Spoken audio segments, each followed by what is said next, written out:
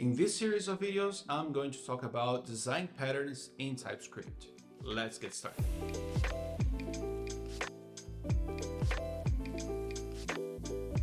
What is a design pattern? Roughly speaking, design patterns, they are well-established solutions for common problems.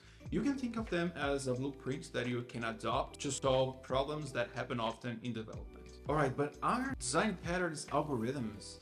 You may think from what I just said that design patterns, they have quite similarities with algorithms, right? After all, what is an algorithm other than a bunch of solutions that are well established for common problems? And the difference here is subtle but very important.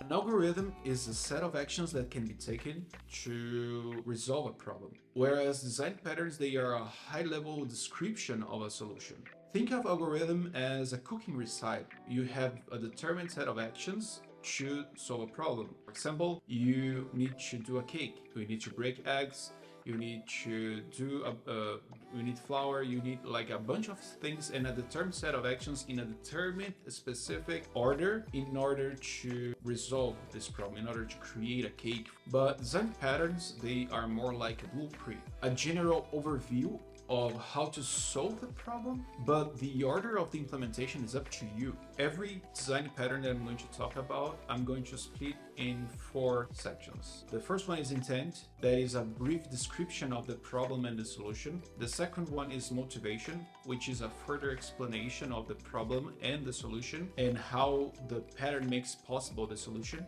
The third one is structure, how each part of the pattern relates to each other, and there's going to be the code examples that, like in the series, I'm going to use Typescript, of course, but you can select any language that you want. Design patterns, they are not specific for Typescript, right? So choose your language of preference and be happy.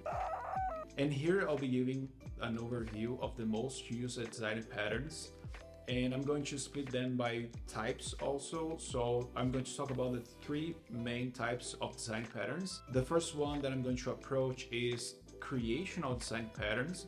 They are design patterns that provide object creation mechanisms. The second one is structural design patterns. They help to explain and determine how objects can be assembled and interact. And the third one, they are behavioral design patterns, right? They concern algorithms and the assignment of responsibilities between objects. Here I'm going to create quick and concise videos explaining how those patterns could be applied on TypeScript. If you don't want to miss out, please hit a like, subscribe, hit a bell, you know what to do, right? Let me know the patterns you are most curious about. Let me know the ones that you use in your company. I'm curious about that. Again, thank you very much. Signing out. See you in the next one. Bye.